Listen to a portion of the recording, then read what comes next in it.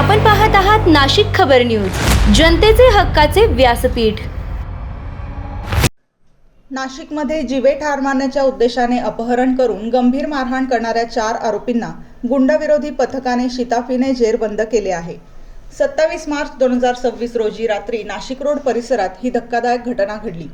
फिर्यादी महेश तुकाराम गवळी हे national lodge समोर बसले असताना जुन्या पैशांच्या वादातून रवी शिंदे, नारायण नागपुरे, प्रथमेश सोनवणे आणि अभय औटे या चौघांनी त्यांचे अपहरण केले। आरोपींनी जबरदस्तीने कारमध्ये बसवून त्यांना शांती पार्क परिसरातील एका पडीत इमारतीत नेले। तेथे फिर्यादीवर चाकूने हल्ला करत मारहाण करण्यात आली। लोखंडी कोयते आणि लाकडी दांड्यांनी बेदम मारहाण करून आरोपींनी त्यांना इमारतीवरून खाली फेकले। या हल्ल्यात फिर्यादीचा पाठीचा कणा फ्रॅक्चर होऊन ते गंभीर जखमी झाले। या प्रकरणी नाशिक रोड पोलीस ठाण्यात भारतीय न्याय संहिता कलम 109, 137(2), 35, 351(3), 352 अंतर्गत गुन्हा दाखल करण्यात आला आहे। पोलीस आयुक्त संदीप कर्णिक, पोलीस उपायुक्त किरण कुमार चव्हाण आणि सहाय्यक पोलीस आयुक्त संदीप मिटके यांच्या मार्गदर्शनाखाली गुंडविरोधी पथकाने तपास सुरू केला। सीसीटीव्ही फुटेजच्या आधारे आरोपींचा माग काढण्यात आला।